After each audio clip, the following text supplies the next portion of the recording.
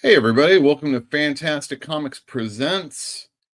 Tonight we're going to be talking about Peter David, but first, some videos. Hi, it's John Romita Jr. at San Diego Comic-Con. Fantastic Comics. We work with the best shop in the world, hands down. Usual vault rules apply. Touch not, lest ye be touched. You're such an anal-retentive bastard. Hey, I tried to teach you how to handle comics in the 6th grade, but oh no, you wanted to play Little League instead. The shinola on that one. All right. Now, I would like to address this arts funding issue. Now, this all reminds me of a humorous story of the traveling salesman. Let's say that the taxpayer is a farmer and the government is a salesman. Well, the farmer says, you can spend the night in my barn, but do me a favor, don't stick your willy into any of the 3 holes in the wall. Well, in this case, the salesman's willy represents the taxpayer's money, you understand. Well, the government, like the salesman, can't help himself. Sticks his willy in the first hole, it feels good. Sticks his willy in the second hole, it feels even better. Sticks his willy in the 3rd hole, and it hurts like hell, and it won't let go. Well, in the morning, the farmer comes out, and he explains.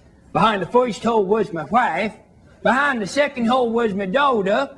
And behind the 3rd hole was a milking machine that don't let go till it gets 50 gallons. Gentlemen, I propose that this arts funding is like a milking machine, and unless we shut it down, it's going to rip our dicks right off.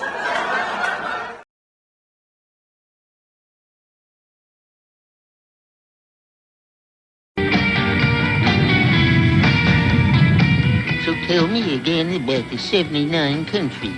It's like this. Cartoon Network's the same in those countries as it is here, except for little differences. Example. Okay. Know what they call pound puppies in Paris? They don't call them pound puppies. Nah, they don't have pounds in France. They have the metric system. Then what do they call them? They call them Les Puppies Royale. No way. Yeah. Well, what do they call Smurfs in Spain? Like a Smurf is a Smurf. They just call them Los Smurfs. Los Smurfs? Yeah, and in Morocco mole is just called mole.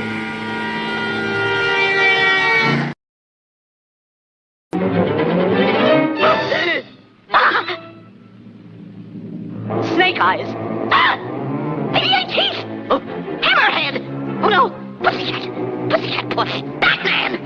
Double header. Pickle puss. Pumpkinhead. Neon noodle.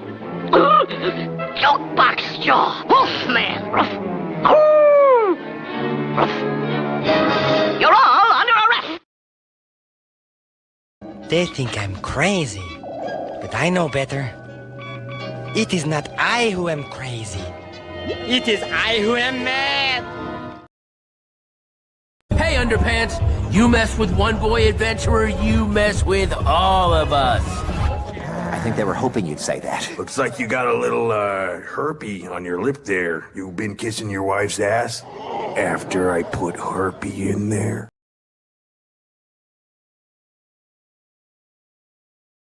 Queer! That's what you like to be called, right?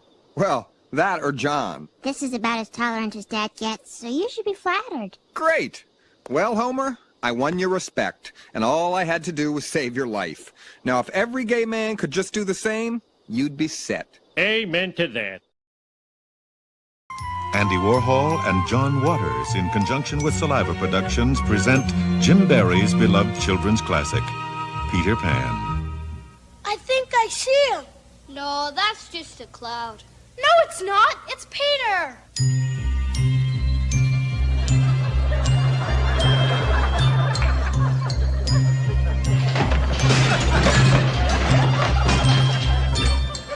I'm flying.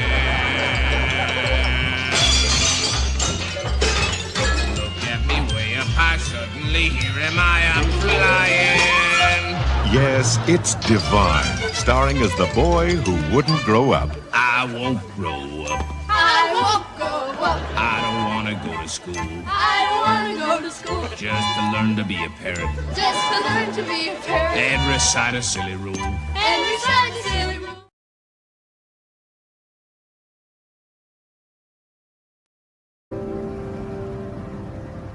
This is where he every day I'm wearing a necklace like this, and he's in this urn. Is his ashes? Yeah, his ashes right here and here. Yep. So both of my grandpas are here. What's that other thing on the necklace? It's a Punisher emblem. What's that about? I like the Punisher just because he's he takes his the law into his own hands to punish the people that wronged him.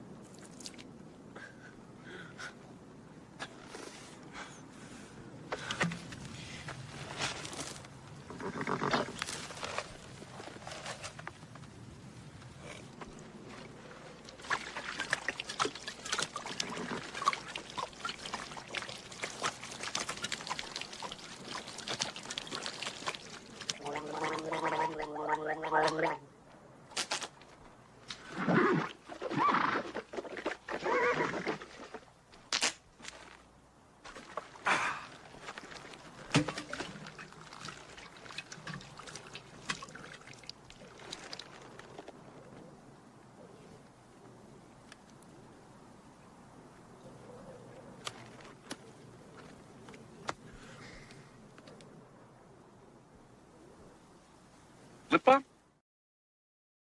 Have you even heard him sing? He made me sing last night.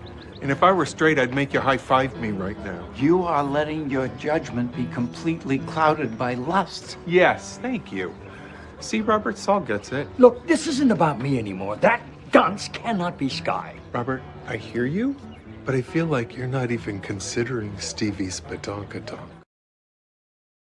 This guy, Todd Gack. I want to bet from him. Yeah, what bet? He bet me that Dustin Hoffman was in Star Wars. Dustin Hoffman in Star Wars? Yeah. Short Jewish guy against Darth Vader? I don't think so. Yeah, that's what I said. So the bet was the loser has to buy dinner? Yeah.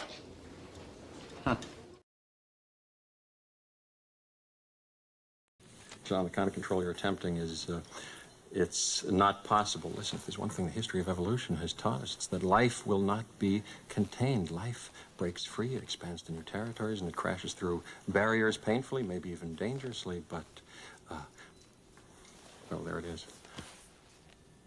There it is.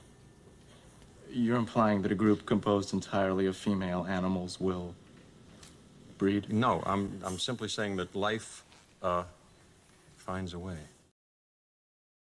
All right, come out or I'll blast you out. For shame, Doc. Hunting rabbits with an elephant gun. Elephant gun? That's right, Doc. So why don't you go shoot yourself an elephant? You do, and I'll give you such a pinch.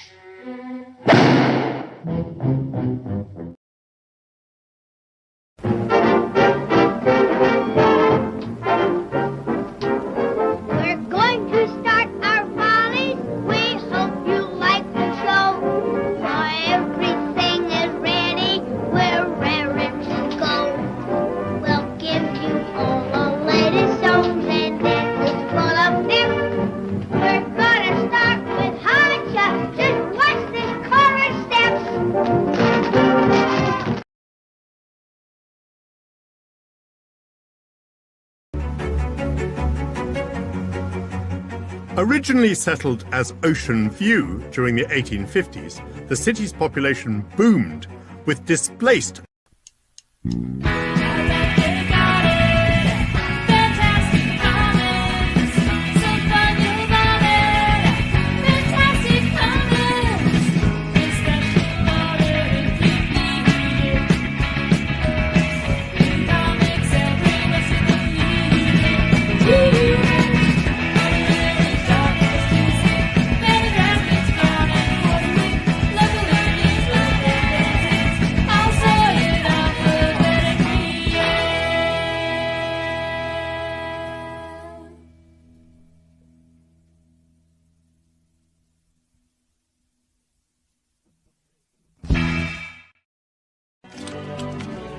But in my own way, I am king. Hail to the king, baby.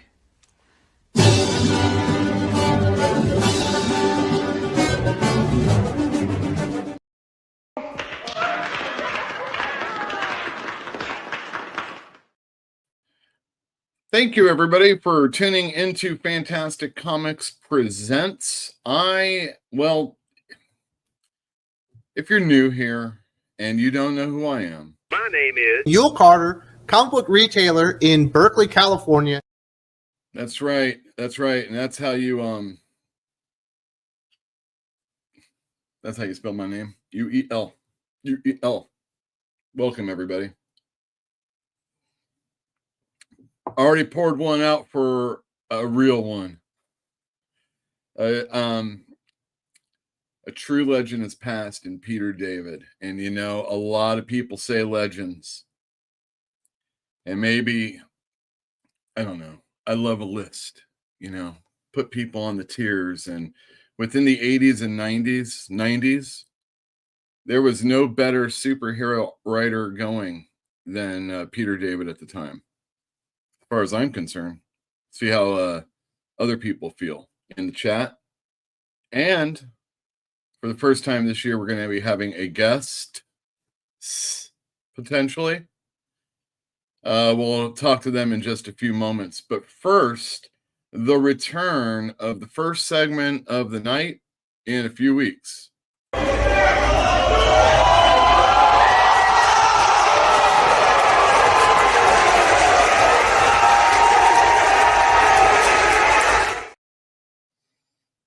That's right. This is the 1 minute in the show, sometimes longer, sometimes shorter, mostly longer, of the show where I talk wrestling. I'm a lifelong wrestling fan. I used to watch WWF when it had an F.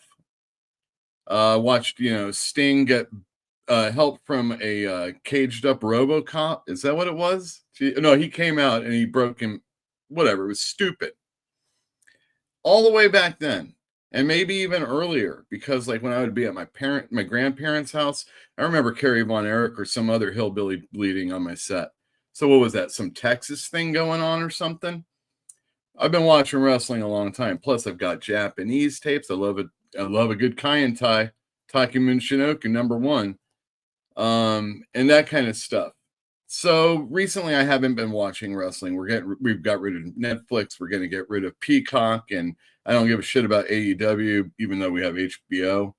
And I'm not really paying attention. I'm kind of cool after WrestleMania. Like, I feel like I've done my time, But there was one wrestling thing that happened this week. A certain governor went to go visit SmackDown, and this is the reaction he got. Filmed from somebody in the stands. I'll be so tight if I'm going to the show. See, they were in Florida, and he thought he'd come over there. In the past, Florida, DeSantis called WWE important. What do they call it? Necessary assholes, necessary work thing for during the COVID time. So WWE got an allowance, and then AEW got theirs also in Florida because it's Florida. And so we still got wrestling only like a month later. It was fine. It was great in front of TV screens. You remember that. And he also got some like special performance within the NXT. He's WWE. He's trying to be in, instead of Trump going to a UFC event, we've got DeSantis going to a WWE event. But we can't really depend on the mainstream media to talk about this at all. They just show like a picture and maybe talk about it, and there's no video. But here, thanks to some new media, here's some video.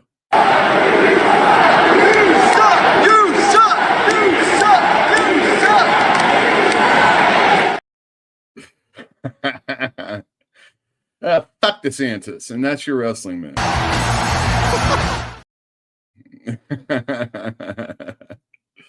Why the guests are lining up? Can you believe it? We're going to get right into talking about Peter David in just a few moments.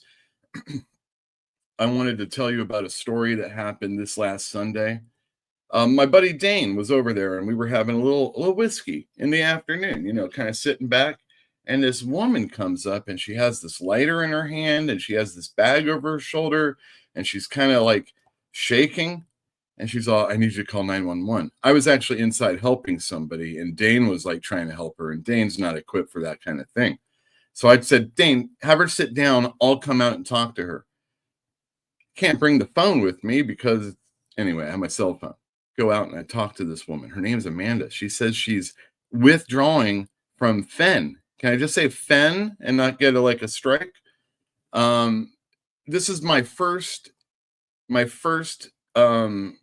encounter with the dreaded fentanyl in person. I don't know how it is for you people, but this person was like, "Give me, I need come help take care of me." And she's like sitting down. We have her sit down. Do you want some water? No, I just need someone here. We're going to be calling, but I need to know your name. She's Amanda. So we got that out of her, and then she kind of like is drifting, and then her legs are still like pet, just like that, but she's like this.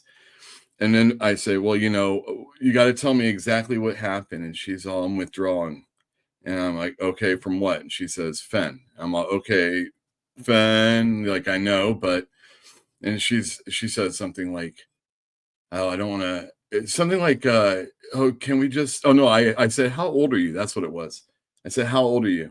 And she's going, I'm all, look, they're going to ask me and it's going to prevent them from getting here sooner. How old are you? Because I never can tell how old people are, especially when they're all fucked up, right?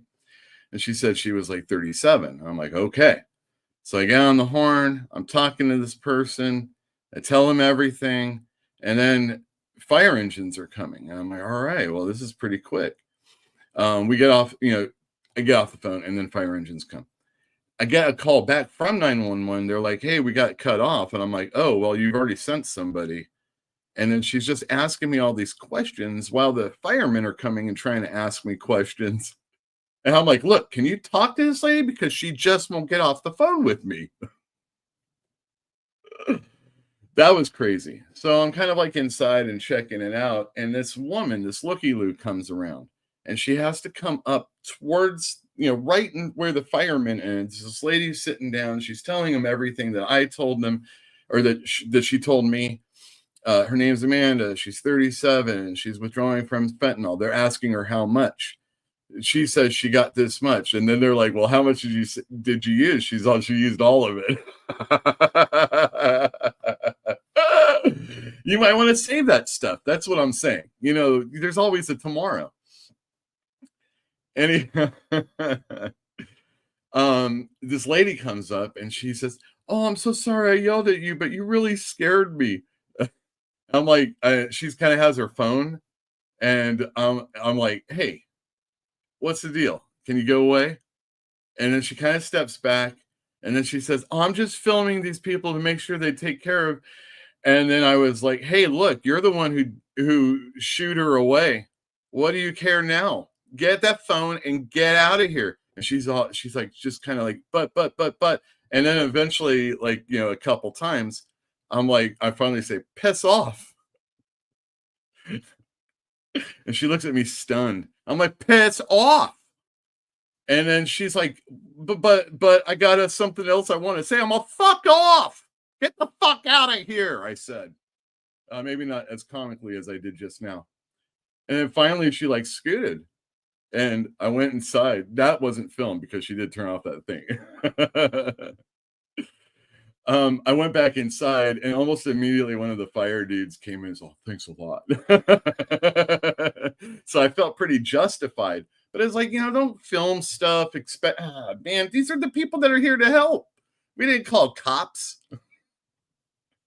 That's my yuling out story. When I pull a yule, when I yule out, it's usually when I kind of like, I can't handle it anymore. I just got to like, business owner be damned. I'm just going to say, get the fuck out of my store. I'm sick of you. Leave me alone.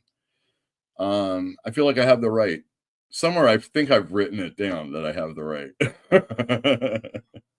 All right, let's talk to our guests that are coming in to talk to me about Peter David.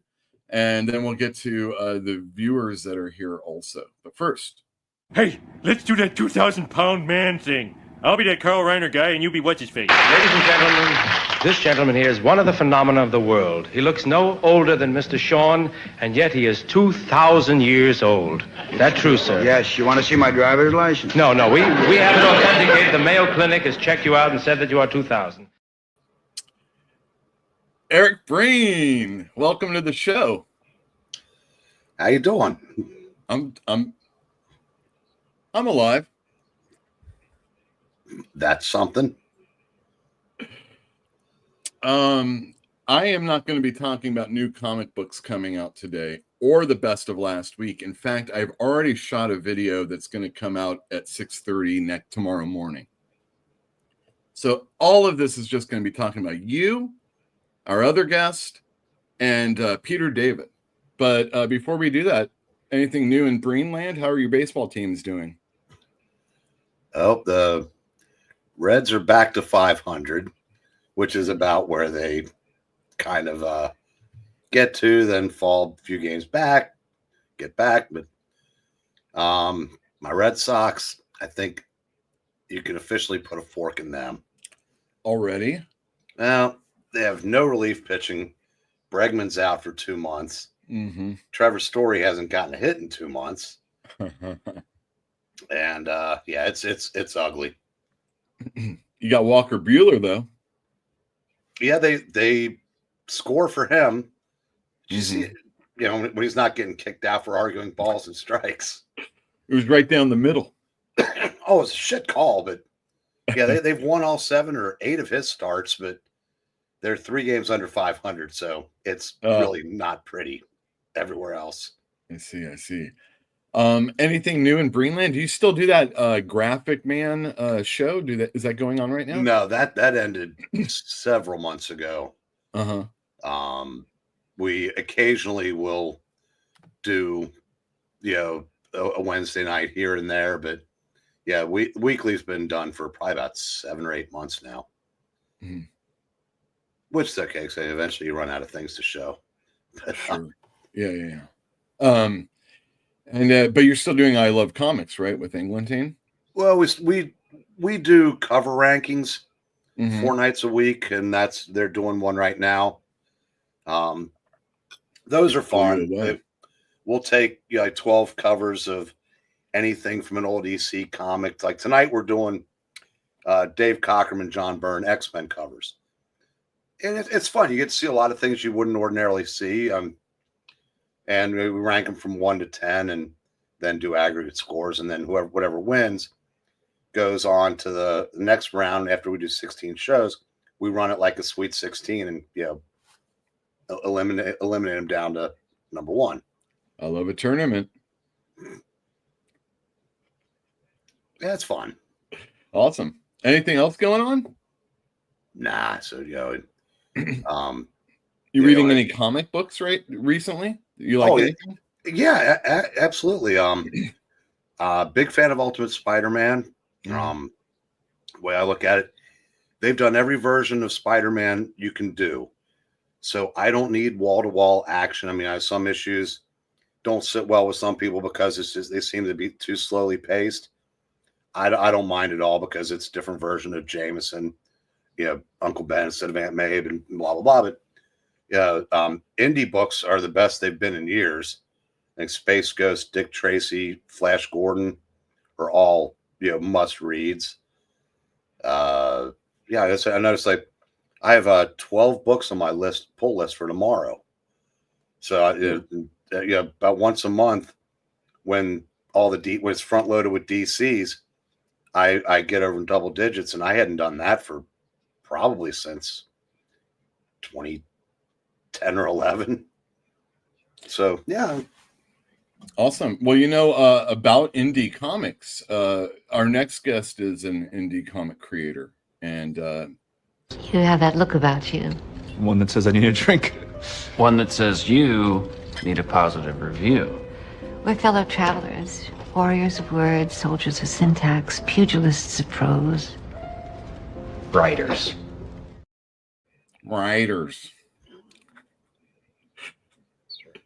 Joe, is that bisexual lighting going on behind you? Is that what's going on? It's Well, bisexual weddings, it's that like purple. It's the bi flag, but it's like these are just like it's a purple, little orange.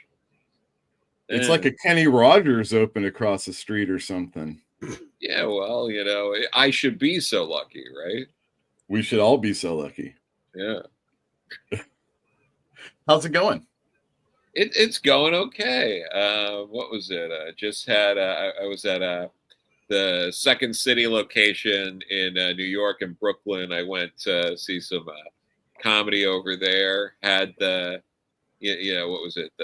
One of the guys did some crowd work with me and the guy I was with. It was fun.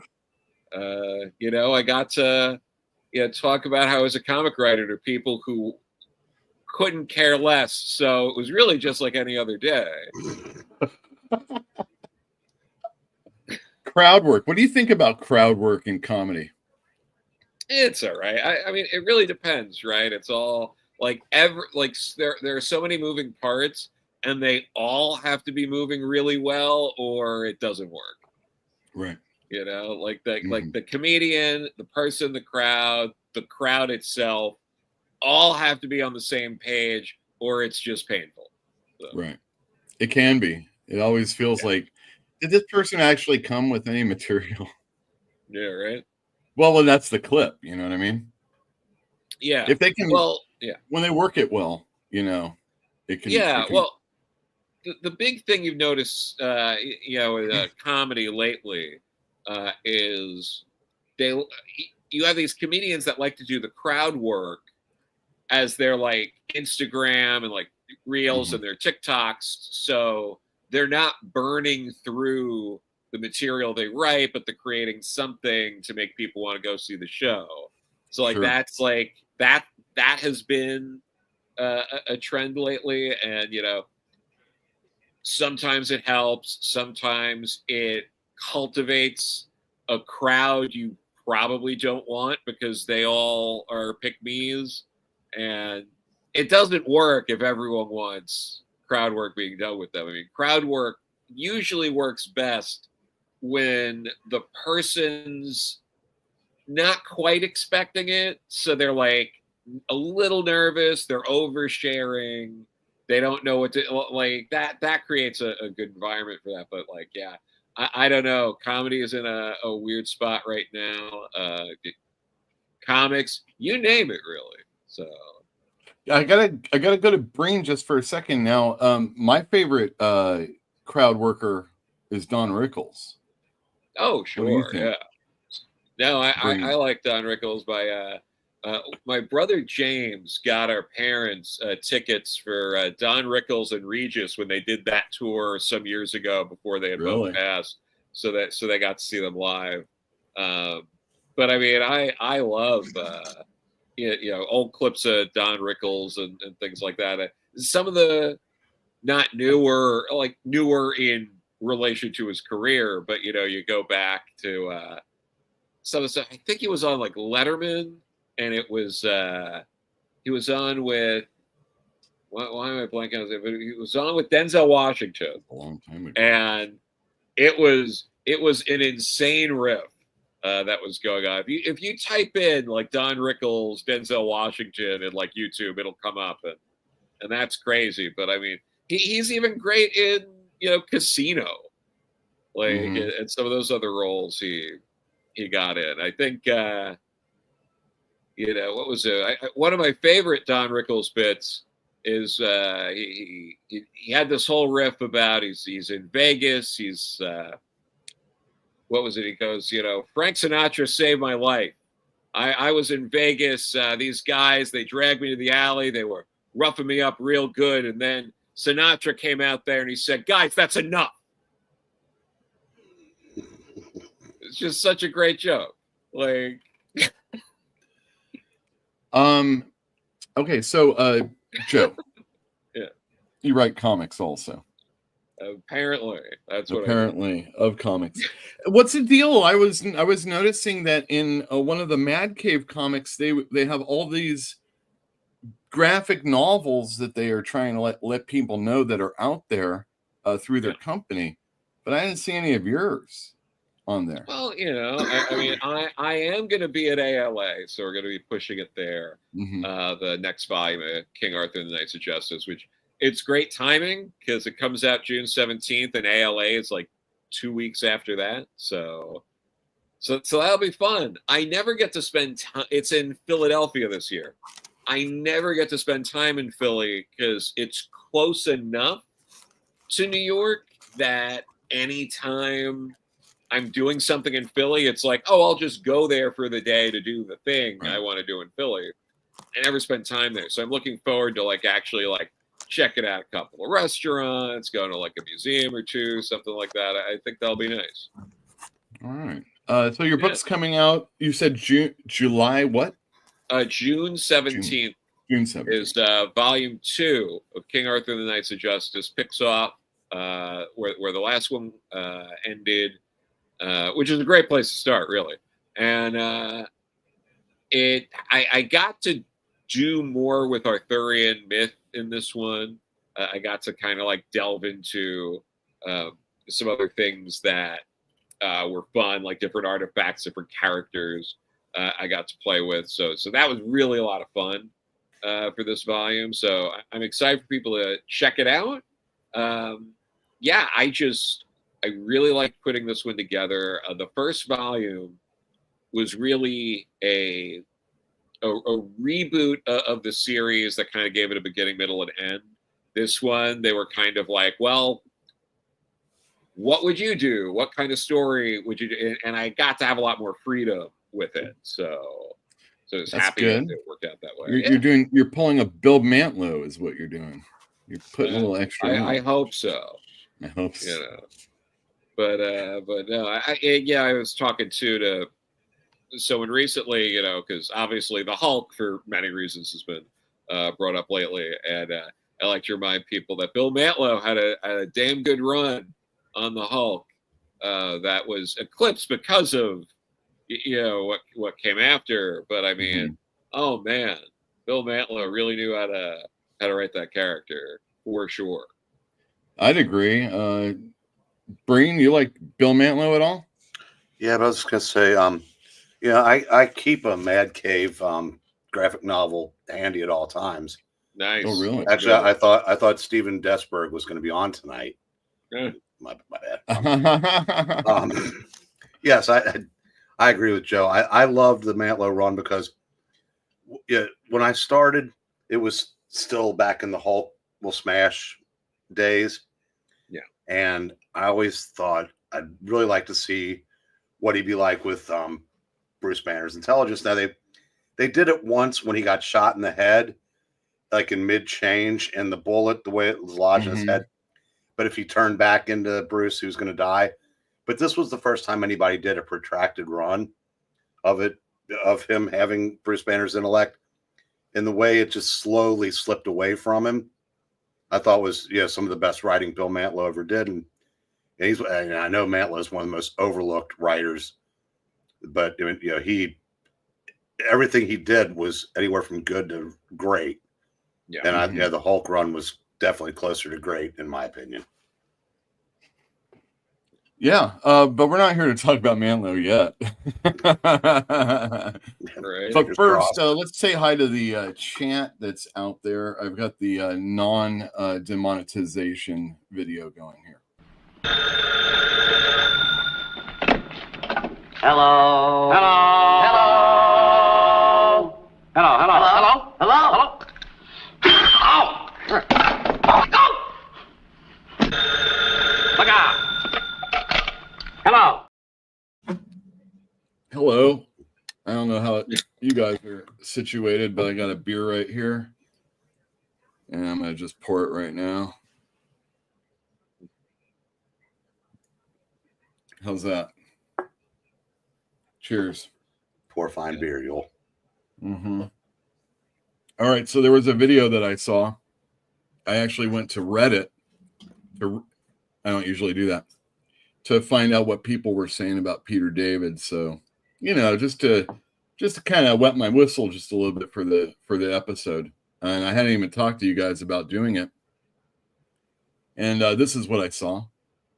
News broke over the weekend that legendary comic writer Peter David had passed away. David's remarkable work includes the award-winning 12-year run on The Incredible Hulk, as well as runs on Aquaman, Young Justice, Spy Boy, Supergirl, Fallen Angel, Spider-Man, and Spider-Man 2099, Captain Marvel, and X-Factor. David earned multiple awards for his work, including the 1992 Eisner Award, the 1993 Wizard Fan Award, the 2007 Julie Award, and the 2011 GLAAD Media Award.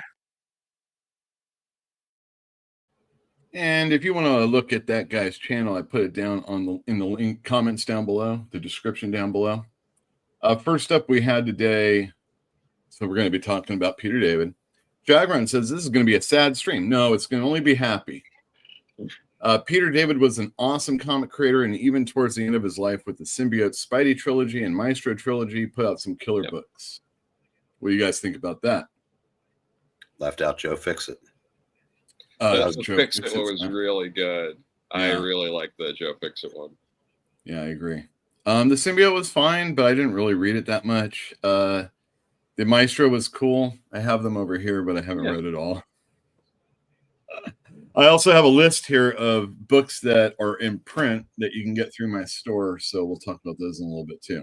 Yeah. Maybe about comics and reprints and stuff like that. Yeah. Fantinuum says, heard about Peter David last week. It seems he wasn't in great health for the past 10 years. Man, these creators should take care of themselves better also. Yeah, I mean, how do you take care of yourself, Joe, being a writer of comics? I mean, I do all right. I do actually, watch what I put on my body. I'm a little, not crazy active, but I'm a bit active. I make sure I'm on top of some things. But not too crazy. Back in the day, you would sit and read a newspaper. A person they always say, "Oh, I read the newspaper every day, and I get ideas for stories that way." There's not many newspapers anymore, and I'm not sure about the stories that they're writing anyway. No, there's a lot of listicles. Mm-hmm. Could write a story about a pulse-pounding listicle. Sure, definitely. Yeah. Not Near Min says, never forget that Marvel and DC could have made a change of goodwill at any time to help our aging artists and writers, and at every turn they have chosen not to. Anybody want to talk about Peter David and his responsibility to the artists and writers that worked at the company that he worked with? I mean, part of his career was trying to be diametrically opposed to the Image Boys, right? No. And he really towed the company line and really did his best to continue. Was there maybe you remember, was there a war between artists that were writers and just artists like there was in the 90s? Was Keith Pollard getting all pissed off at John Byrne, I honestly didn't pay attention to any of that stuff back in those days when it was supposedly happening. Mm-hmm. I barely remember, Peter David's war with, McFarlane. Mm. I just it was bad timing on Peter David's part, because that was the one time in history where these guys could get rich by striking out on their own. Really, if you think about it, in the 21st century, the only one that's really been able to do that was Robert Kirkman. Mm-hmm. But no, I didn't really notice that it was going on, because I was more of a, get the books, read the books. I was more into comic book history, not current events. So which is, of course, I've been around so long, it's now history. But right. No, I didn't really notice at the time. I don't even know if that was a thing or anything. Who's going to talk shit about Will Eisner, right? Jack Kirby. Oh, Jack Kirby wants to write today. Mm-hmm. I'm sure there was a writer that was probably upset about that, though, right, Joe? Like Joey Cavalieri or whatever. It's probably, God, man, I could have written that issue. Oh, sure, but no, it is interesting. I mean, part of it too, though, with Peter David with that, and like the idea of like being like as they used to say on as Ed Piskor and Jim Rugg, Ed Piskor would term like that term jobbers, or what, using that for company men and all that. And I mean, if he didn't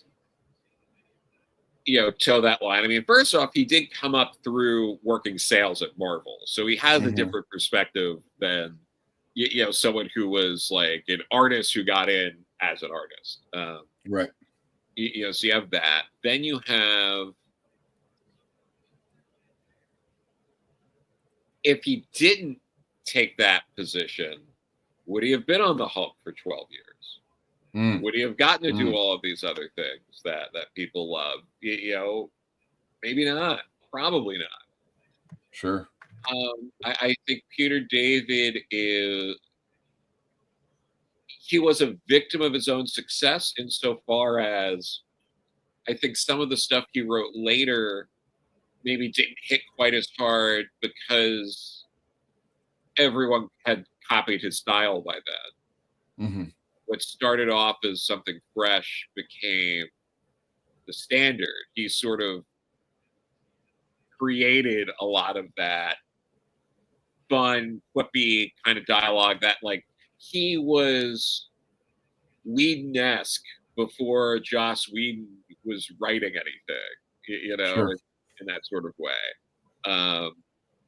So I think there's some element there, and also there's a couple of things I think people sort of like gloss over when they're discussing this. Like one thing is, he did have a pretty messy divorce with his first wife, and that's part of the financial issues there. Like, it's not like this was not like, oh, he never like he lost out on money and other equity on things through that. So that is the unique situation. And I mean, you can't plan on, I'm sure he wasn't going around being like, oh, by the time I'm in my late 50s, I'll have my first stroke. Like, that's not, people have planned for that. He was living his life in a certain way, and that happens. I mean, that could happen when you're, in your late 50s, late 30s, 80s. You never know. So that was a big part of it. And I think it's also important for people to keep in mind, yeah, he did have these GoFundMes for his, medical debt and all of that, and it's still up because, they're, after you die, they still want their money, turns out. So they'll get it from his wife, his kids, whoever they have to get it from. So he parted with a ton of stuff, a ton of his collection. I mean, I think most of it was gone before he passed. Just selling a lot of, big deal items, important things. So it's not like, oh, I'm asking for a handout and I still have all of my precious things, So I think there's some context for that as well. Well, no one was giving him shit for. It's the companies, right? I mean, it's these companies not. I mean, how many freaking things have been made based off of Peter David's stuff?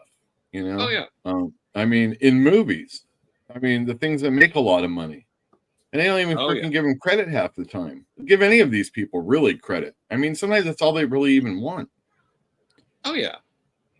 No, for sure, and yeah, I mean, like Miguel O'Hara. Well, Peter David was kind of on the company side of that back in the 90s. Sure. I mean, I've never heard him bitch about any of those movies or anything like that. He wasn't all. And he was a big fan. Jim Starlin about it. Yeah, but no, he was a big fan of a lot of those movies and all that. But yeah, I mean, I think, I can't speak for the full situation. Obviously, I don't have all the information, but I wouldn't be surprised if maybe he was better positioned with being taken care of by Marvel before they were bought by Disney.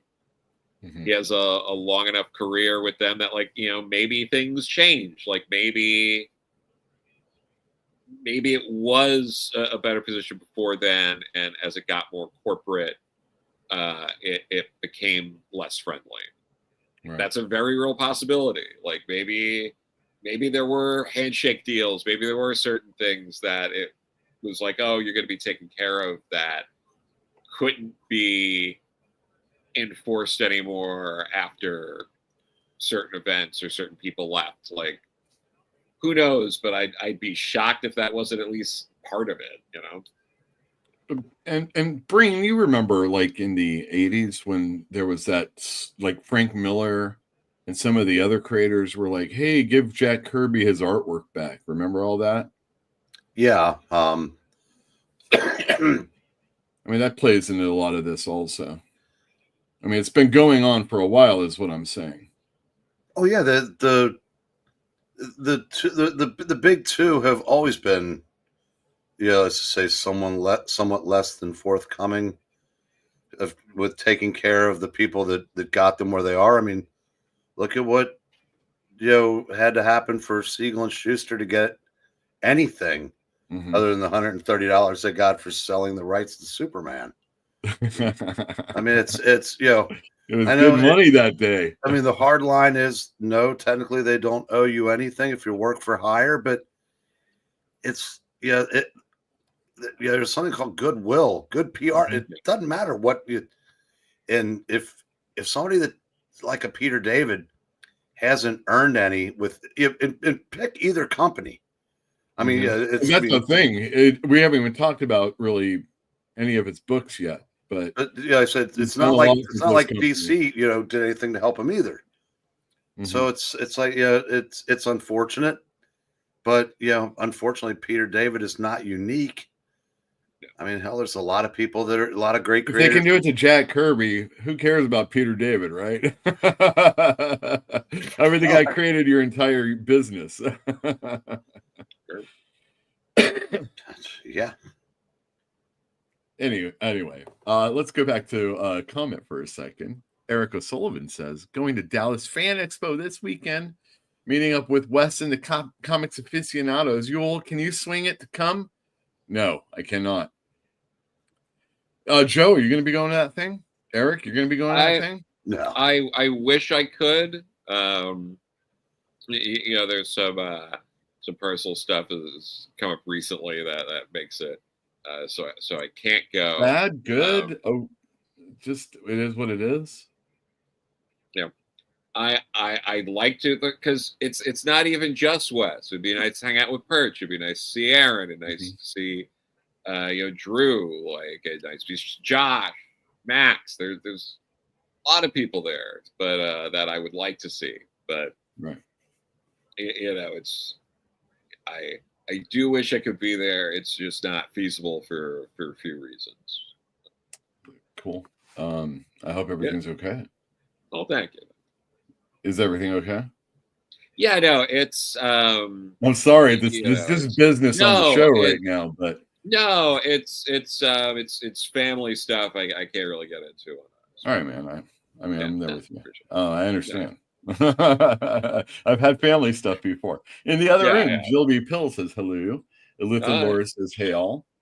The person who made that quick little video about Peter David, read the freaking comics, says hi all. I also watched your Micronauts video, and that was fun.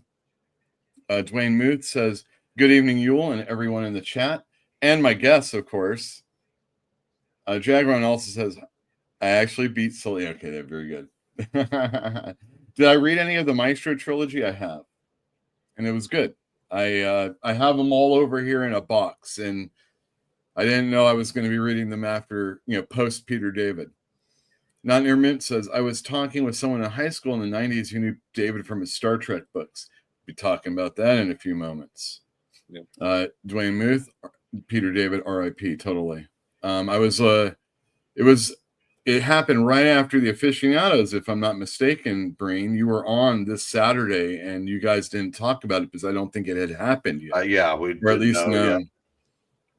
Yeah, just it's like, oh, I was having a great time listening to Aaron run Thinking Critical. And I'm going to be on not next week, but the week after, or not this week, but next week. I think, once I get ditched, that's just fine.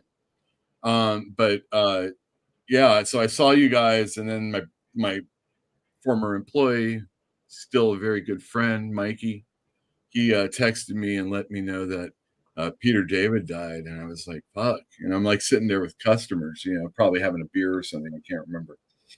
These days blend together. But it's like, oh no, it was Sunday. Just pre twitchy. And he told me about Peter David, and I'm like, damn, that's crazy. I mean, we all know that he wasn't doing very well, but yeah, just anyway, I'm gonna be on the aficionados. I may be as well. I want to be. That's the reason. So what happened was I saw it was Aaron running the aficionados, and Eric was on it, O'Sullivan, and Eric Breen was on it, and who else was Doc, and somebody else was on. Oh, Jim was there. Yeah. But I know I have a relationship with you on this show, and I have a relationship with Aaron on this show, and he wants to come out and do a signing and whatnot for his book. And so I texted Eric O'Sullivan because I hadn't been on Twitter. Like, going on Twitter to send you an invite was, I want you to know, that was very monumental. I can't help it. I can't stand it. But that's just my own thing.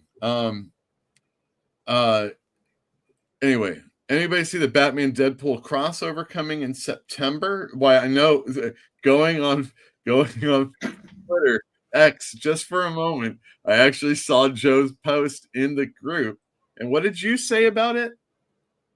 No, I was saying that it's probably going to be similar to the Wolverine Deadpool dynamic, because like that's the bit, right? It's like, but it's you're like Batman, and Wolverine. Yeah.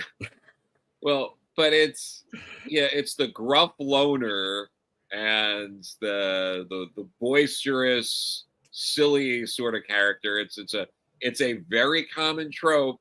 It makes sense. I get why they're doing it. We'll see. I don't know. They'll look good. Good Wolverine. Yeah. No, it's going to look good. I mean, I saw some of that, Dan Mora art. Dan Mora and Greg Capullo, I think, is doing the Marvel one. Yeah. So, like, hey. Holy shit, that's going to sell so good. Yeah. But it should have been Wolverine. I'm sorry. I had Wolverine in my head. I think maybe they can put it like Greg Capullo and Zeb Wells. Yeah. Wait. What? What'd you say? Greg Capullo and Zeb Wells. Zeb Wells is going to be writing the Capullo story, right? Is that what it is? Okay. Yep. Yeah, I'll be fine, guys. For this acclaimed writer of Amazing Spider-Man. There are people that ironically love Paul. You know what I mean? Like, they don't want to see Paul. They want more Paul now than ever before. Only because people get angry with it. But like, people like that'll get over it when it's over, like, because it's a bit. It's a bit. It is a bit. You're right. Spider Guy from Illithidor. I am way more excited for the DC creative team than the Marvel one. I'm not exactly sure who's doing what because I didn't really check it out. Who are the people that are involved? Is it like Jonathan Hickman involved? You said Zeb Wells. It's Wells and Capullo and Grant Morrison and Dan Mora. Wow. Grant Morrison's going to do this? And hopefully this like sets up future crossovers, because I want Paul and Terry from Teen Titans. Wow. The two worst extra man characters ever. Well, all right, then I'll tell you what. I'll do you one over. I want Danny Masterson, and I need a child equivalent at Marvel. There's got to be a new Spider or a new character that's young that would be good at Marvel to go against Danny Masterson. Oh, I know, Amadeus Cho. Fuck that guy. Yeah, no, Amadeus Cho. I mean, I really want to finally see, Alfred versus Jarvis. But... Oh, without a doubt. Like, bring Alfred back just so that him and Jarvis can die one more time. Well, you have to bring back continuity, please. Yeah, and you have to bring back the old Jarvis, like. Well, yeah, I don't even know if the old Jarvis is. We haven't had the old Jarvis in forever. Is he an LMD? I mean, did like Nick Fury have him sent out or something like that? Jarvis beat the hell out of a neighborhood bully in Avengers 201. So yeah, he has boxing skills, and Alfred's just gotten progressively. He's even more badass, and then on Absolute, he's over the top now. Yeah, right. He's now Jarvis could probably take the fat, portly original Alfred. What was his original first name or last name? Yeah, because it was something before Pennyworth. Yeah, I know. And he was monster, and he was like, looked like William Conrad in Cannon.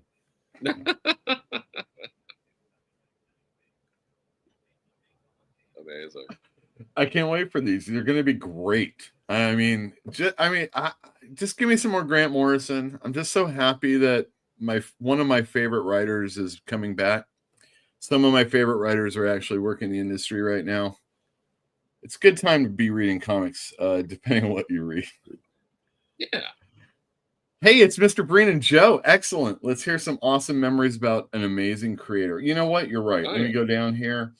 Anybody that wants to let me know, put it in the chat. Let me know in the comments afterwards.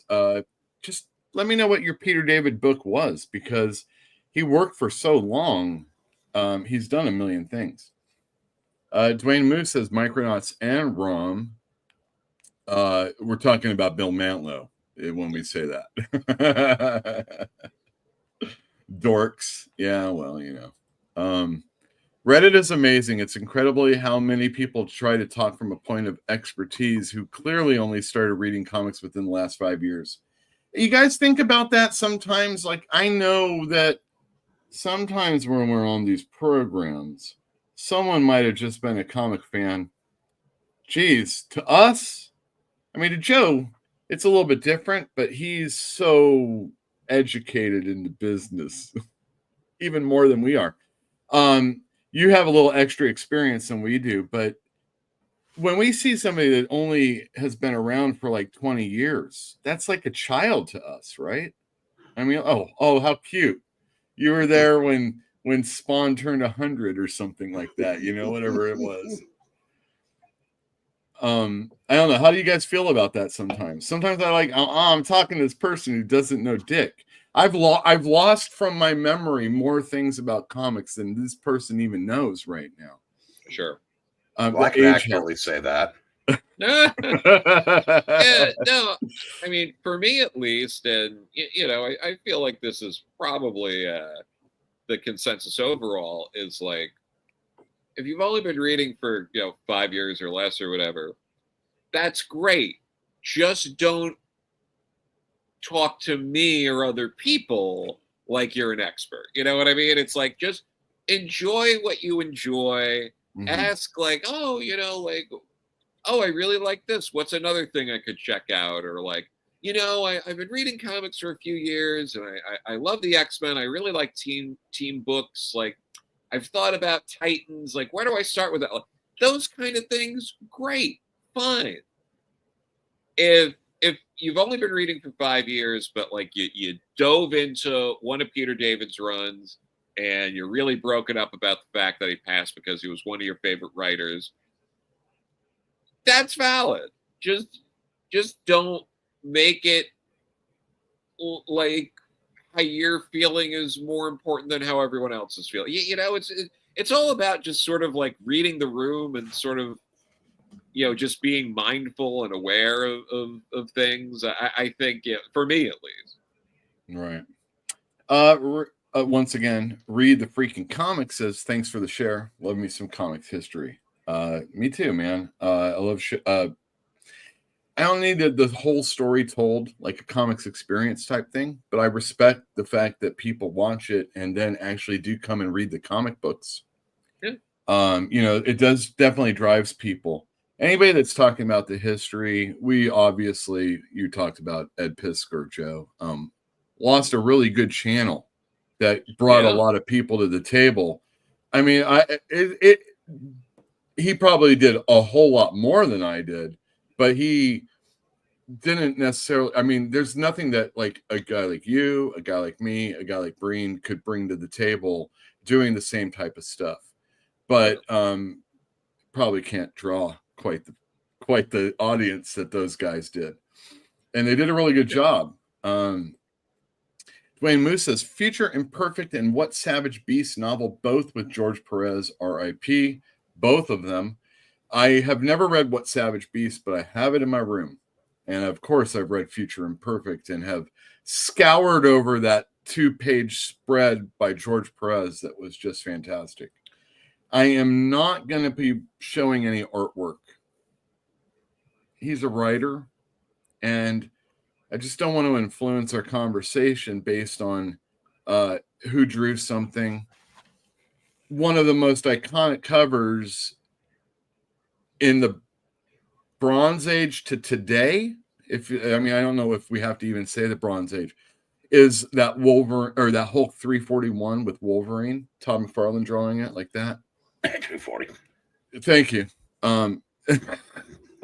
I usually give myself a 5-issue span on being a mistake, Hey, by the way, do you carry back issue at your shop?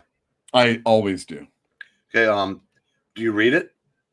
As often as I can, but I have read it in the past. Yes. Okay. The reason why I bring it up is I get it all the time for myself. Yeah, one of my best friends writes for them, and he did the Future Imperfect article where he got to interview George Perez and Peter David.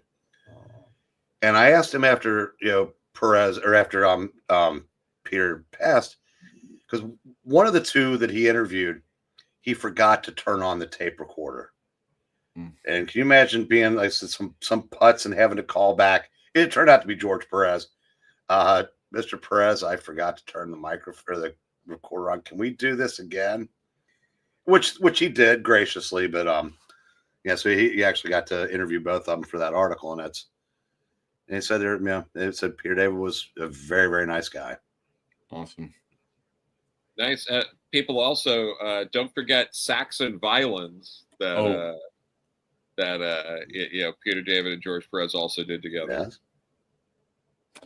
Yes. Jagron says it's sad to see some of my favorite creators, Peter David, passing. Let's not also because George Perez passing. They're going to be remembered as wonderful creators, not some weird stuff like Neil Gaiman. Well,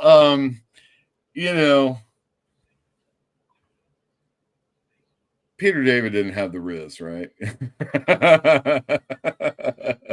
Amazing Heroes interview. Peter said that his wife asked him, if you could write any comic book character, which would it be? And Peter replied, anything but the Hulk. Irony. That's what Dwayne News says. Well, I mean, it was a perfect storm at the time. He wanted to get in as a writer. He was getting some fill-in things here and there. And, we should also talk about at some point his fill-in Spider-Man, Amazing Spider-Man issue 267, The Commuter.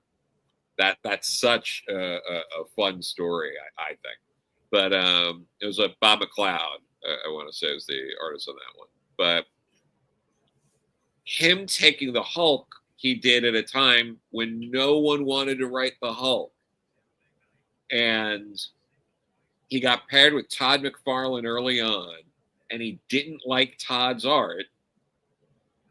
And the way he described it at the time was he was like, I'm not really into this, but I don't want to blow this gig, and I don't want to,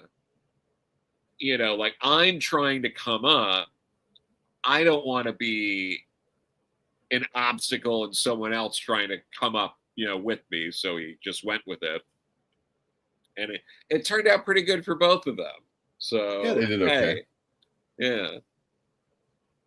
Saxon Violins. You said that just a second ago. That's the George Perez drawn, Yes, co-created epic comic book that came out. It was what, 4 issues, I do believe. Yes, and it was about. Did they do a sequel to that? I can't remember.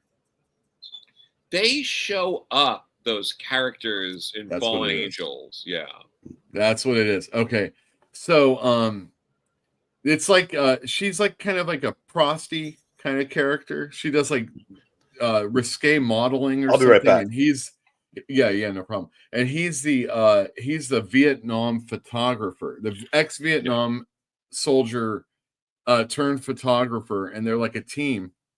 Yeah. And I forget exactly how it happens, but she finds out about a girl that is missing, and it's because she was involved in a snuff film. Yeah. And this is Peter David and George Perez exploring George Perez's kink stuff, right? Oh, sure. For sure. I loved it. I thought it was great. The thing about Peter David, when he's let loose, he does like really punny stuff, and Saxon Violins he does. He had a novel series. I'm going to get a picture up for that. He did a novel series called First Night. And I looked on Amazon for some of the books that he's done. So here's a picture of One Night Only. And these are not cheap. Yeah. And everything has like something like night to do with the title and stuff like that. Yeah, he loved puns. Yeah, he did. One of my most favorite things that he would do is he would write a like a paragraph. A character was saying something, and then when you flip the page, it was a caption box finishing what they were saying, and then there was always like a panel when whoever the artist was, whether it was like Tom McFarlane and we're talking Hulk, we're talking X Factor books like Raimondi and Quesada, and even Supergirl, where I think Gary Frank was on that book, and other people. Yeah. It was always like you flip the page and it would end the sentence, and it would almost always be a humorous moment where another character was kind of like finishing that thought in a different aspect altogether. Yeah. There was that really shitty movie that he worked on for Full Moon. Do you remember what that was called by any chance? I don't off the top of my head now, but I think it was like Oblivion, and I'm not sure, but it had who's the woman that has the really blue eyes, and she was in the that Roddy Piper movie I can't think of. I came to chew bubble gum and kick ass. Yeah. Meg Foster. Got it. Okay. Meg Foster was in that. Freaking George Takei is in that. And he's like a drunk prospector. And it's just stupid and really bad. And you can tell every moment that it had that guy that played the Doll Man character in the Full Moon movies, except this was the day vampire movies. And it was like the fourth one of those. Yeah. It was Oblivion, wasn't it? And it was like it was like the fourth movie, and every scene that did that little we're gonna move over to the next part, it was just like reading a comic book. It was great. It's where like a very good writer of comics, maybe, I don't know, maybe the schlocky movies didn't really work out as much, but I really appreciated those also. Oh yeah, no, for sure. And I mean, talking about that, I was the right age for the TV show he co-developed for kids, Space Cases, for Nickelodeon. Yes, which was like his like kid version of Star Trek. It lasted 2 seasons. One of the actresses in that show went on to be one of the main characters in Firefly. Oh, really? Yeah. I watched that. Yeah. So yeah, it was fun. I remember a bit of that show, Space Cases. And Yeah, it was cool. It's cool that he got. Was to that do the one something. that he worked on with Billy Mooney? Ooh, maybe. I'm trying to Or think. maybe that was a book. I can't remember, but I know like Billy Mooney and him worked on something. And yeah, anyway, maybe Eric remembers. No. I don't read no Billy Mooney comics. No, you didn't read Comet Man? You didn't read that? No, the only thing I read that he consulted on the Innovation Lost in Space comic, and I did read that. Oh, did he? Yes. Yeah. All right. But no, All right. he they co-created that together. Yeah, Bill Mooney. Bill Mooney, he when he did Comet Man, you know who he did that with, right? Mm-mm. It was Kelly Jones on art, but the co-writer was Miguel Ferrer. Oh. Billy Mooney surviving his partners, man. That's what's really going on here. But yeah, the actress I'm thinking of was Kaylee on Firefly. It was Jewel Kaylee State, or however you say her name. She she was one of the leads in Space Cases. Not Near Mint says $690.9 million worldwide. That's how much Across the Spider-Verse made. The studio couldn't have thrown him some pocket change for the creator of Spider-Man 2099. Sony. I never say bad words about Sony here in this show, though. That's a secret joke here. Anyway, Oh, and the Black Ranger from Mighty Morphin Power Rangers was in that show too. Oh, really? The Black Power Ranger, who happened to be a black boy at the time, right? It's true. Yeah. The Asian one was in the Yellow Power Ranger, and then just the white girl was a pink Power Ranger. Yeah. Power Rangers. See, I was already in my teens, and I was in that Tony Isabella's a white racist writing this Black Lightning shit, and Power Rangers ain't any better. That's how I was in my teens. I got over it quick. Oh, sure. Can't even buy Peter David's Hulk What Savage Beast on ebook. My goodness gracious. I'm glad I bought that back when I did. But it's a physical copy. Elithor says, I heard it's going to be a bunch of one-shots for the crossovers. Walk says, I read X Factor from Peter David. Totally. Loved it. Yeah, no, I loved X Factor. It's one of my favorites from him. Jagron says, Young Justice was my fave series, 1 through 36. I love The Secret. Introducing Connor and Wonder Girl, Cassie's relationship, made me love Impulse. I hated Bart for a while beforehand. Not Near Mint says, we forget because we are old, Yule. Amen. I've gotten to the point where it's okay to forget some stuff. Of course, thinking back about this makes me more angry.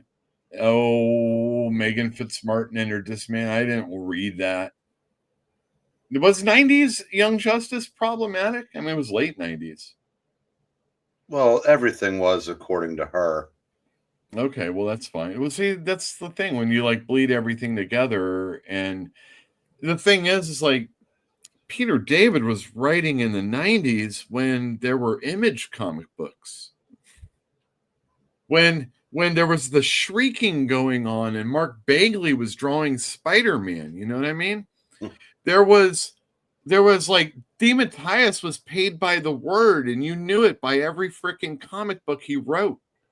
And then a guy like Peter David comes on and writes the Hulk. Only John Byrne wanted to like fuck around with it for a few minutes. And then it was Peter David and a whole bunch of artists that nobody knew or cared about. And now look at those artists that he worked with. Trying to pinpoint a decade based on Bagley drawing Spider-Man's a bit tough, though. Well, I did say the shrieking. Yes. Late 90s. And I think Bagley drew the Shriek too, right? Because that was a villain in Spider-Man. Yeah, he did. Because Yeah, he was on at least. Yeah, no, because she's in Maximum Carnage. He did a bunch of the issues of that. Yeah. Oh, also, I might have said Luke Pollard, thinking Keith Pollard, not meaning Luke Ross. Roxanne Foster says David and Strowman on X Factor was good stuff. I agree. All right. So I have it right here. My favorite of any crossover, okay? Like, company crossover where you have to read books you wouldn't normally read or anything like that. This one was actually my favorite because I was reading every single book at the time. X-Cutioner song right here. Mm-hmm. And the writing on most of these books weren't that great, but man, I really like Greg Capullo on X-Force. Jay Lee with Peter David on X Factor. Holy shit. And then right after this, the X Factor issue, and like I'm gonna let you guys know right now, like one of my favorite issues is that the Shrink issue that you don't even know who they're talking to. Pardon me? Is that 87? I think it's 87. I was gonna say that, but I don't want Eric to correct me on it. Not this time.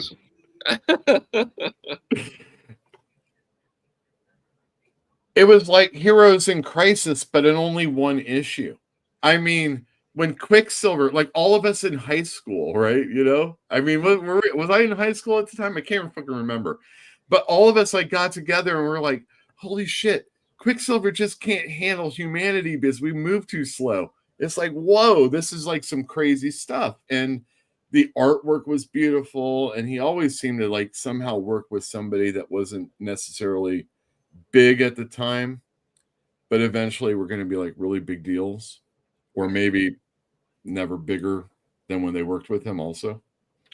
Did any of the X Factor members then kill their teammates? I don't think then it wasn't like quite like Heroes in Crisis. Oh, I see. I was going for that whole PTSD bit and talking to a shrink. Yeah, the Quicksilver thing was brilliant writing.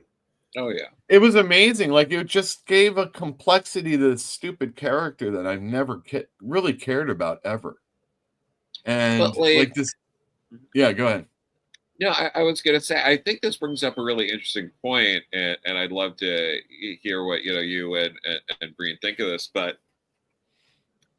on paper, if you explain a lot of the things that Peter David did over the course of his writing in, the Hulk and X Factor in particular, like you could point to a lot of things, but I mean, in Hulk, he tackled things like the AIDS crisis, and in X Factor, obviously this issue that you just mentioned in X Factor Investigations, you had Richter and Shatterstar in a relationship. He didn't shy away from a lot of these issues, and if you put it out on paper or you explained it or you focus in on those things, I think there would be a lot of people who are maybe newer to comics or aren't as plugged in who would either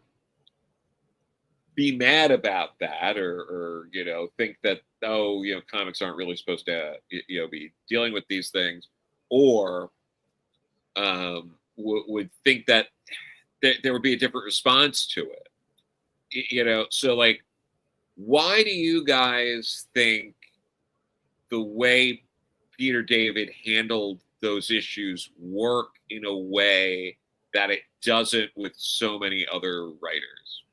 You mean like he doesn't have to be the thing that he's writing about? Is that kind of what it is? Like, like a lot of times, like, oh, I'm going to write these gay characters. Well, you better fucking be gay or at least bisexual, right, Tynion? That type of stuff. Or, have a sensitivity reader involved in the very least. But Peter David, man, I think he really gets to the heart of all the characters, and the only time I ever really saw anybody upset with anything that he did, it was Rob Liefeld and Shatterstar making that character gay, or at least poly, or whatever the fuck it is these days. Sure. You know, he's a good writer. He has gone on and the dude wrote, like, he's a writer. He wrote everything.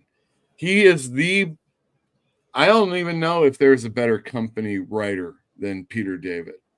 He's written, he then took, here we go. We got right here, Dreadstar, 41 through 66 with Angel Medina.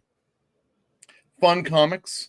Not quite as good as the Jim Starlin ones, obviously. Jim Starlin's the reason why I came to the party. But, I mean, this guy can keep the IP going, you know, for 20 issues in a company that nobody even freaking remembers anymore. He, you know, Young Justice, this comic, we got Teen Titans, you know, we don't necessarily need younger characters, and yet it's still a good thing. He even made Aquaman. Some people in the Reddit forum saying Aquaman, my favorite character, the best Aquaman there has ever been. I don't know if I necessarily agree. I think it's the Arcudi stuff, but definitely the Peter David stuff went longer. He did all that X Factor stuff, and then he went back to X Factor and did it different, and it was awesome. And then he went back and did it different, and I didn't read it. You got a cat in it, and I'm not that into it. But I mean, Peter David, is there anybody that wrote better for companies than him? Well, that's not going to answer Joe's question. Oh yeah, sorry. Oh no, I said the thing about Peter, what Peter David would do, is something that used to be standard practice. Like when I started reading, when I was a boy, he would present both sides and let you make up your mind. Mm. You may know where he stood on an issue in real life, but he didn't sledgehammer you over the head with it, because that's what a lot of modern writers do. If they tackle a controversial subject, they'll make damn sure that you know where they come down on it and how you better come down on it, or else. In case in point, the death penalty issue. You know, we know that he was very anti-death penalty, but he didn't write the story that way. And that's how he wrote, and that's what made him. It was one of the things that made him such an excellent writer. And you're probably right. I mean, there's some people you could put in that list, because the only time I've ever written an article that got published in a thing that went out to about 6 people was arguing who was more valuable. I think it was like, whether it was like Frank Miller, who would take a year to do Dark Knight Returns, or say a Bill Mantlo, who was cranking out 3 very good monthlies every month. Mm-hmm. And I came down the side of, you need the Mantlos. It's sort of like, the money they generate maybe allows you to be able to afford the luxury of letting a guy take a year to do something. So yeah, in that regard, Peter David was always doing a couple books a month. Yep. And so yeah, I said, I'm trying to think of the Dan Abnett's, it was the generation before him. That was Jerry Conway. Yeah. I mean, my God, you can't swing a dead cat without running into a Conway book in any genre for either company. I opened a Weird Western Tales from 77 yesterday, Jerry Conway. Now I don't know how many of those were ghostwritten by his wife, but oh really? That's a rumor, because I mean, my God, he was writing. I mean, it's insane how much he was writing in the 70s. Oh yeah. But yeah, no, he took over just about every major book at the Big Two at one point or another. Yeah. Jerry Conway, that's a sore subject. I don't know if we're getting together for him.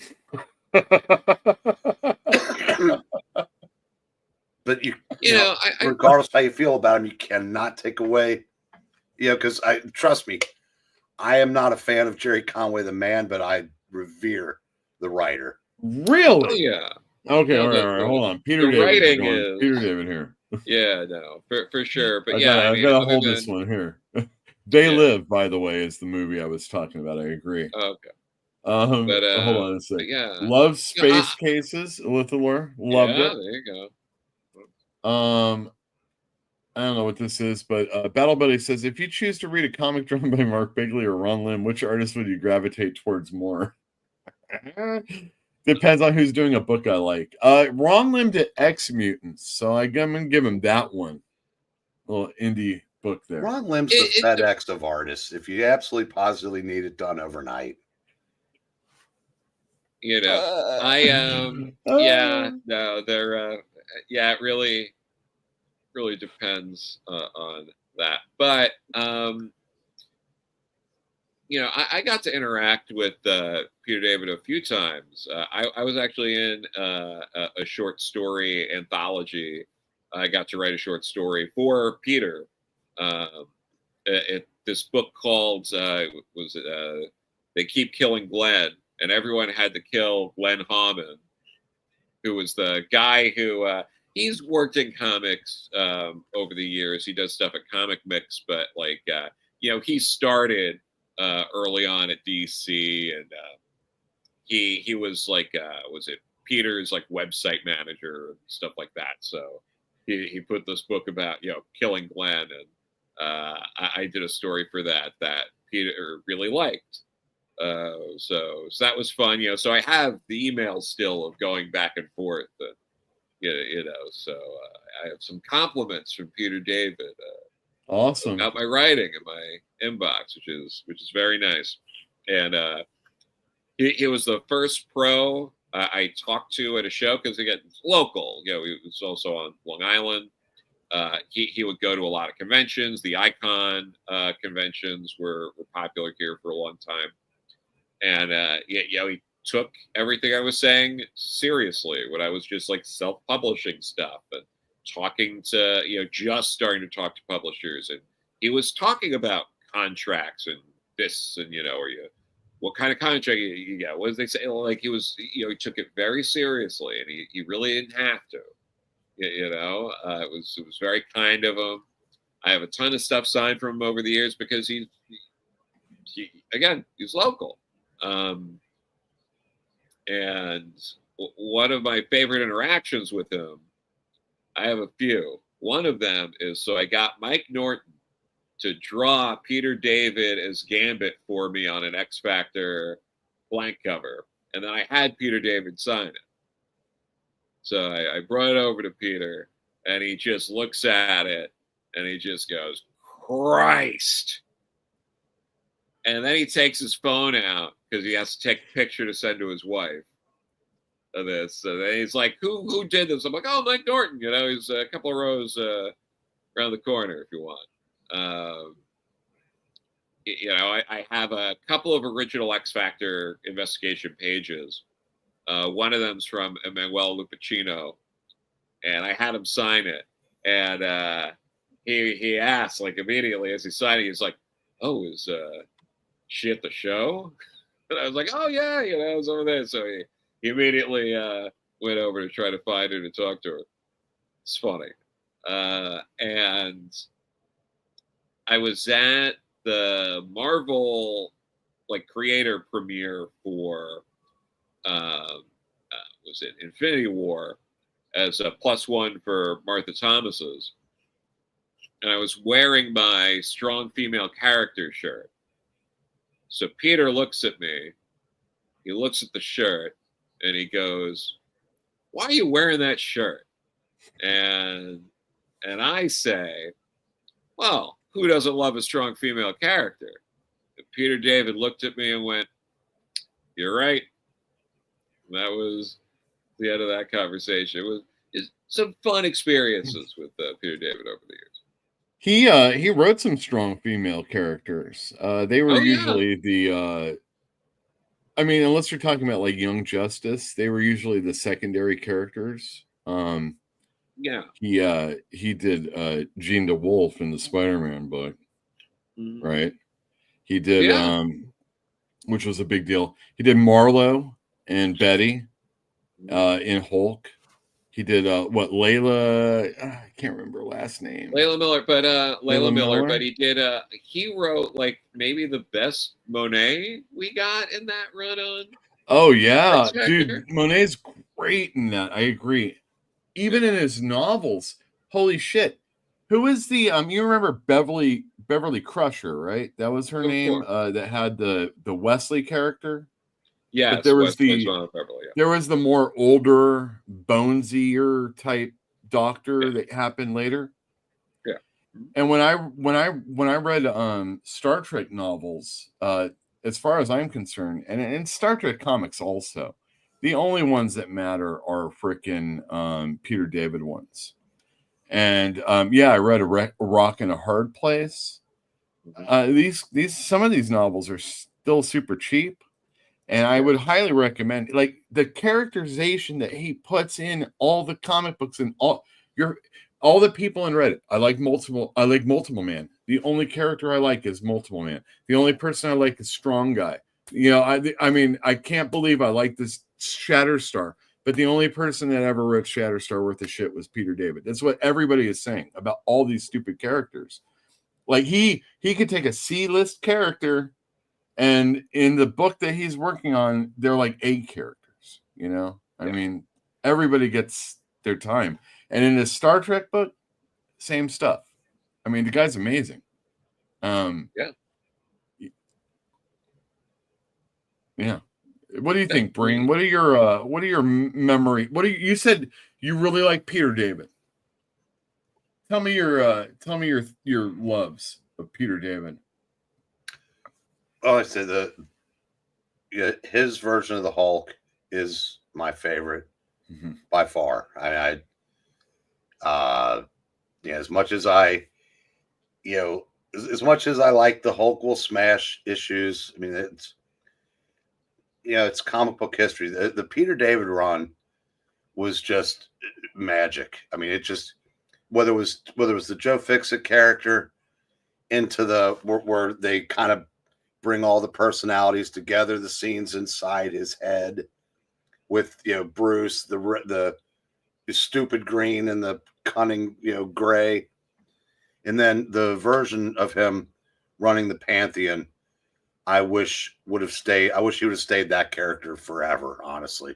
Really? The Pantheon is where I go a little bit. I'm not so sure if I love that part. I mean, I love Gary Frank on the book, but it's just the version. It was to me, it was like a slightly acerbic Bruce Banner. I can remember a scene where where they're picking up somebody from the airport, and he goes to get the luggage, and he acts like he can't lift it. And then everybody looks at him shocked, and he's like holding up, says, "Kidding, see."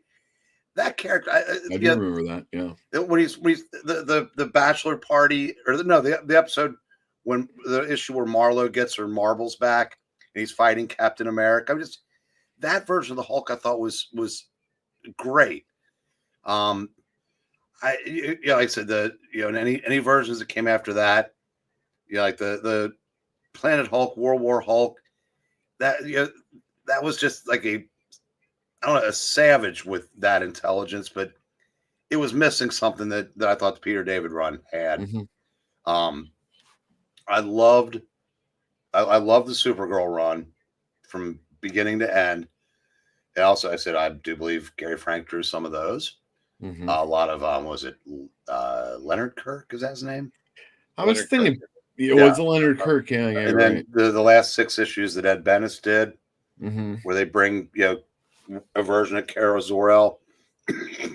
And I can't prove that this is what happened, but I think that Jeff Loeb said, I want to bring back the original and do it this way. And they said, okay, yeah, Peter, get out.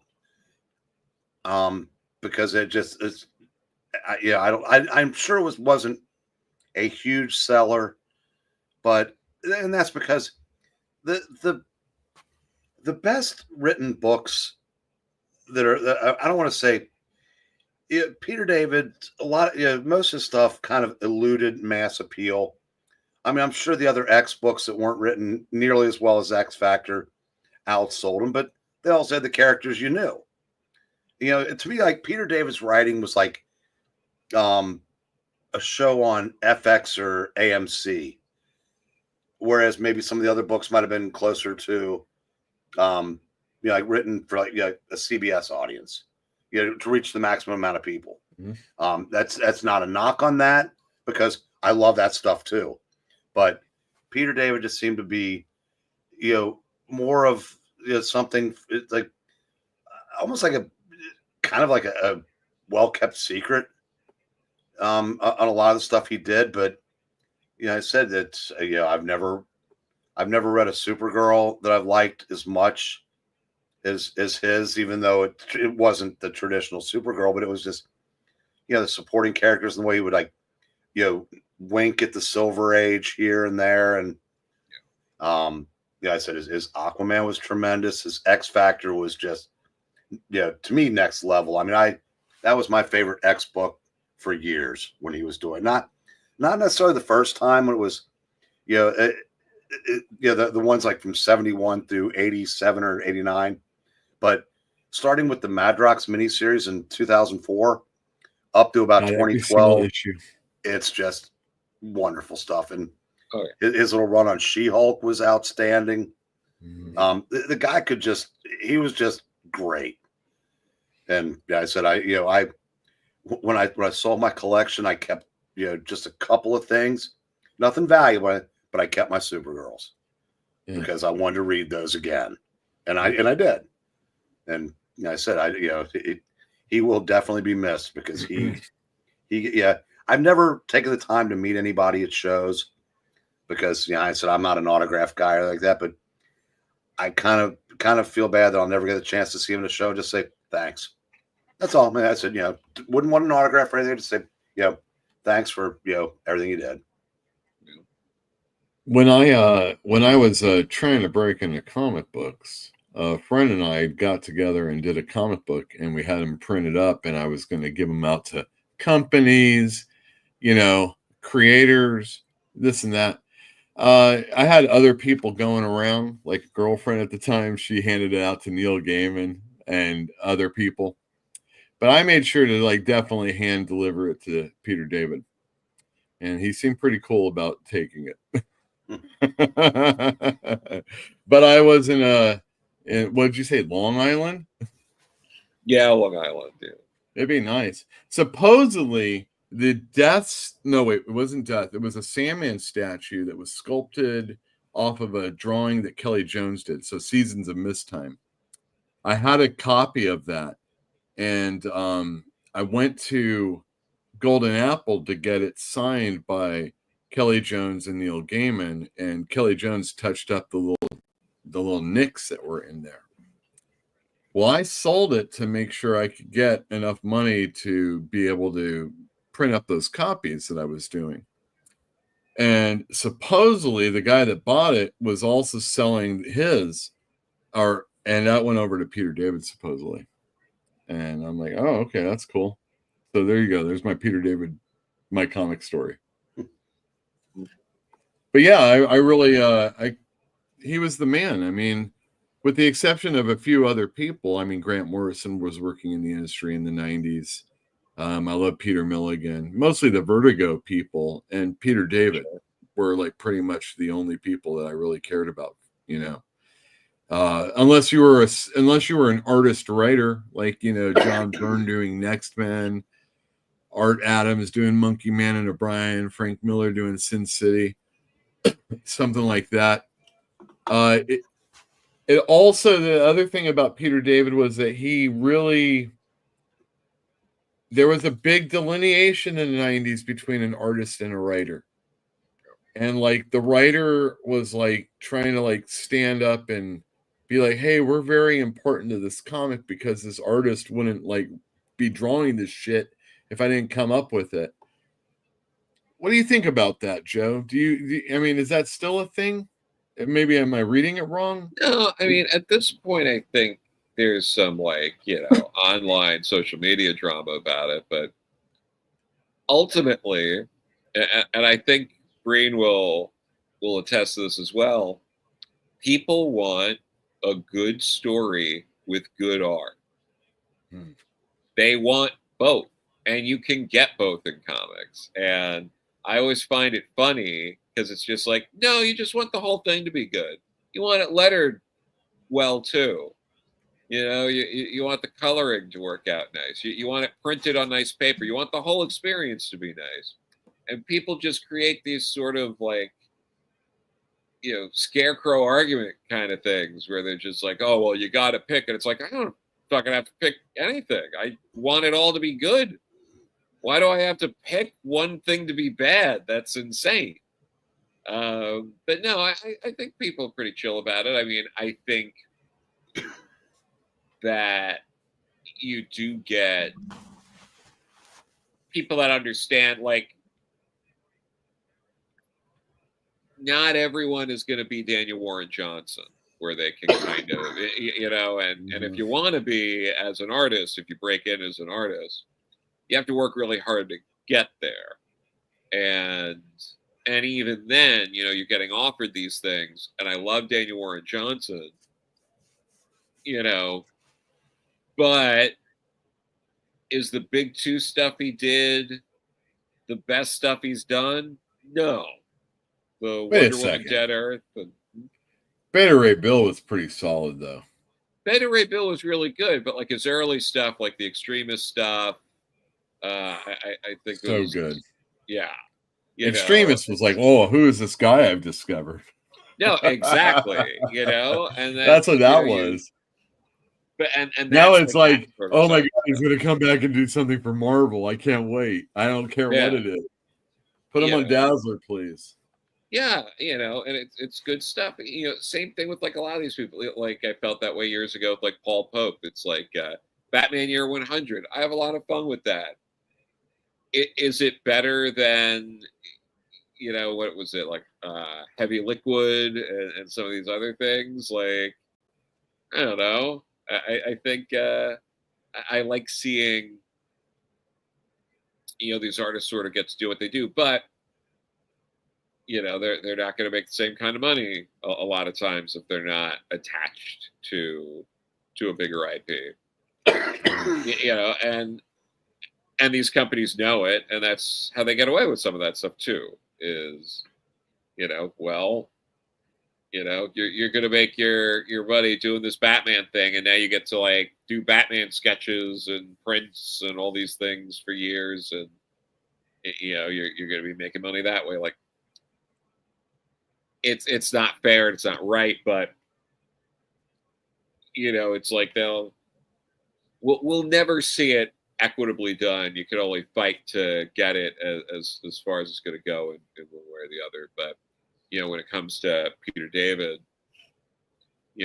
going back to that, I think he was absolutely a great writer in so far as not just with stories, but he worked with all of these different artists, and they all did good work with him.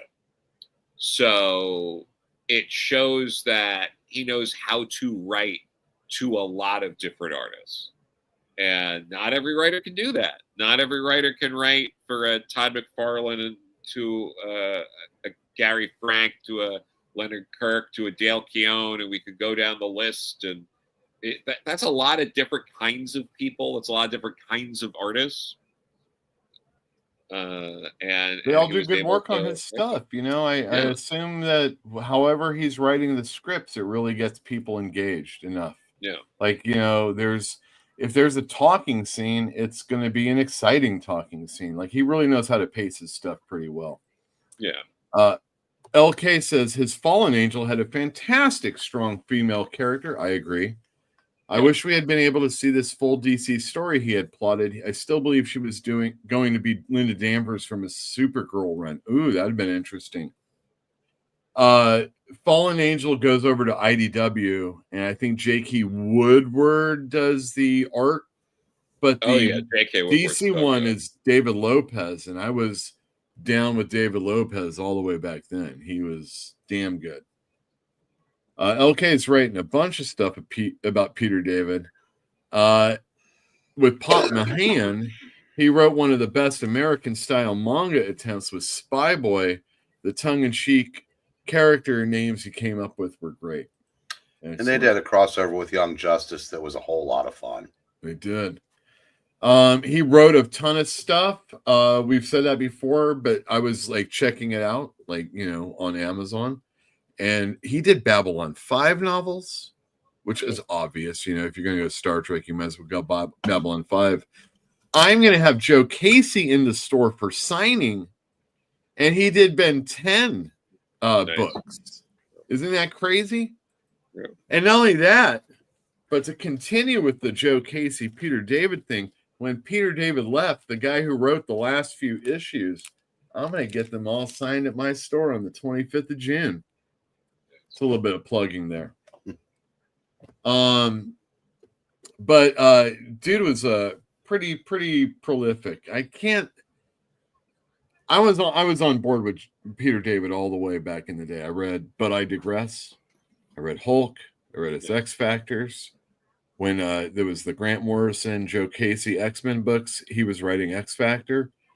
Awesome. And you might be right, Breen. That might have been the best X-Men book going on. He just didn't have Frank Quietly or Ian Churchill doing the art, Well, didn't he have Ryan Sook, though? Oh, yeah, for like 3 issues. Oh, was that all? Because it seemed I think it was like for 3 issues. It seemed like the art was always there. I mean, it was. Yeah. It was. You don't expect much from X Factor, and he just really told such gripping, awesome stories, and it's really a shame to see that he's gone. I have a list here of all the things that are in print. I'm going to tell you these right now. Aquaman by Peter David. It's an omnibus for $150. That's available. The Maestro omnibus is available, $125. His Tiger Heart novel is available. His Symbiote Spider-Man is coming out. It's $100. You can only get X Factors Volume 2, 3, and 4. 2 starts the 2005 run. So you're not going to get any of the awesome 87th issue we were talking about. But you get all the other stuff that's great during the X-Men stuff. His Hulks, there is 2 and 5 omnibuses. So you don't get a lot of that. There are epic editions. You get the one that has the Joe Casey issues plus Peter David's last issues. You got Future Imperfect, which has George Perez on artwork. Ground Zero, which is the Todd McFarlane that we're talking about. Not in order. You just got to get it. There's an omnibus of Spider-Man 2099 and Young Justice Volume Omnibus. Two Spider-Man 2099s. There's going to be a DC Finest Supergirl coming out soon. And then most importantly, Dwayne Moose says here, and I want to remind everybody, the omnibus of Captain Marvel, the Genus issues, Volume 1 is totally available of that. And I agree with the Keith Giffen one. There's a storyline in the Captain Marvel where Thor's in it, and for 2 issues. And in the beginning, Thor is like at this place on Earth, and he's reflecting on this battle that took place, and he can't even really remember it because it was so long ago. And I'm like, oh my God, this is so amazing. He just really brings out the character in the company-owned character. He brings out the character in that character more than almost anybody else. I'm done talking. Joe, what are your Peter David books that you really go to when you read those? Really, that the X Factor stuff for sure. That Amazing Spider-Man issue 267. I really like the Death of Jean DeWolf. Obviously, the Hulk stuff. The Supergirl stuff I need to read more of. It was before my time when it was coming out, and they never did a very good job collecting it. So it was always a bit of a hassle trying to get that. But I'm looking forward to checking that out. Some of the I have some of the trades of the the 90s crossover, and I know him and Ron Mars and some others wrote a bunch of that as well. That was fun.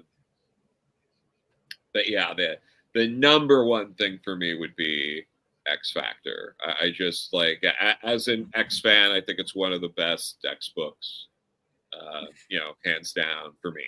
So. Right. For me, it was not Professor Hulk. It was Mr. Fix-It all the way. That was like, oh man, I remember scenes from those Mr. Fix-It stories, and I think when I think of like, oh, my favorite Batman, it's not even that I'm picking on Batman, but when you think of like your things that you like about a Spider-Man or a Batman or whatever it is, you remember the storyline. But the thing about Peter David is that he really helped you care about the scenes that were in the stories even more so. And that was pretty special. Yeah. Okay, I do gotta say that when you're talking about Professor Hulk, I hope we're not talking about the Pantheon era, because that was the professor. They did something like that in a Fantastic Four offshoot several years after that. But this version of the Hulk, which I guess they might call him that because he had his, he was Bruce Banner's intellect. But I mean, I remember an issue of Warlock and the Infinity Watch where he comes across Drax, and at the time Drax would give the dumbest Hulk smash version a run for his money, and they're fighting, and he just stops and he goes, "God, was I ever that stupid?" And it's like it just lent itself to a lot of good interest. Like if you've been reading Marvel forever, and in fact, even the cover, the Drax is sitting, he goes like, "Take that, Hulky," and he goes, he called me Hulky as he's getting his brains beat out. I don't know. I said and none of that happens without Peter David. And I said, and I love Joe Fix-It. I thought, I said he was, a complete dick that always ended up seeming to do the right thing because there was just enough of Banner's, Banner in there to make him do the right thing, whether he even meant to do it or grudgingly did it. But I said, I mean, he was 12 years. You got every version you could ask for. Yeah. I mean, it was an incredible run when he was doing that, I mean, you don't even see books go that long anymore. No. Like as long, I mean, he had a longer career on one title than most companies are willing to go with those issues anymore. Well, it's a totally different landscape now. For sure. Yeah. I said, anybody that didn't know that, it became painfully obvious when, how did Superman 25 bill itself? Like landmark issue number 25 or something ridiculous. And they weren't joking.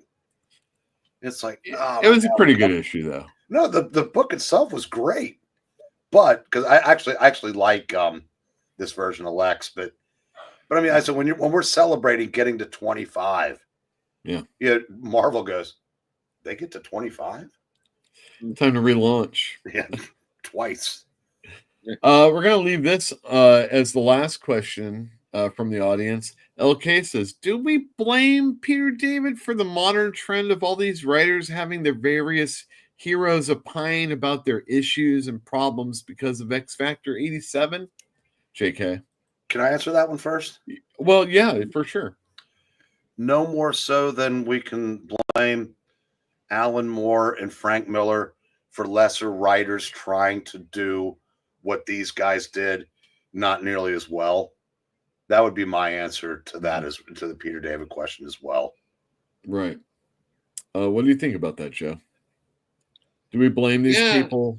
Or are they just writing the really cool story and people just want to kind of have their Peter David moment? I think I was alluding to this before, but that Peter David's a victim of his own success because very much everyone sort of copied what he was doing over time. And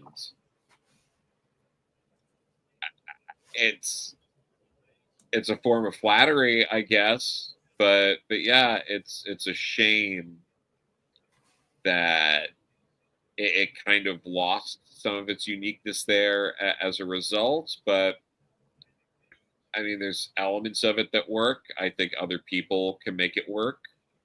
And they're going to have to, because we don't have Peter David anymore. So my question is, why don't we have like Peter David? Not anymore. Chris Claremont's still around. We have these people that were editors, that are good writers or were good writers in the industry. Why are these people not working in the industry? Why is it just they earned a certain salary and the business has changed, and or their Rolodex, their number was, there's new people involved and they don't know these people and can't ask them. Is it just old versus new? But it would seem like logical to have people that did the stuff before to, I don't know, to teach the new generation how to do it. What do you think about that, Joe? Yeah, I mean, ultimately, going back to like an interview I did with Perch, for example. Mm-hmm. One of the interviews we did with Glenn Greenberg, who I adore. He said, and it's no big deal because he said it in this interview, that if he went to Marvel and asked to write something at the page rate he was getting paid about 30 years ago, he'd be laughed out of the building. Asking to be what he was paid 30 years ago, and I think Glenn would also tell you that, like, that was the rate he was getting, and he wasn't a name. Mm-hmm. And that's still like, oh, we can't pay you what we didn't pay names 30 years ago. How are prices going backwards? How is like everything is going forward? Even China people in China are making more money than we thought they made. Yeah, no, it's crazy. I mean, it's not that 35 cents I've been joking about anymore. They make actually $2 or $3, Yeah.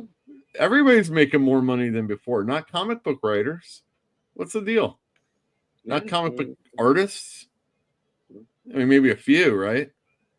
Hopefully. All right, guys.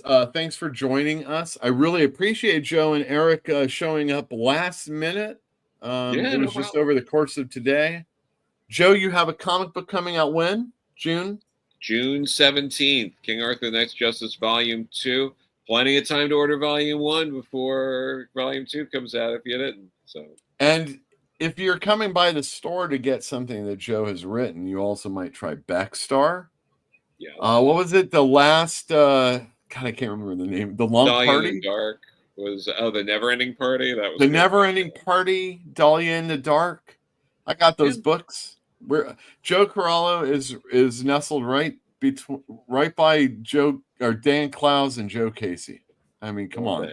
The C section of Fantastic Comics in the author area is one of the best ever. So come on in and get that stuff. Thank you everybody for joining us. Thank you, Eric. Thank you, Joe. And I'll see you all next week. I'm ending the stream.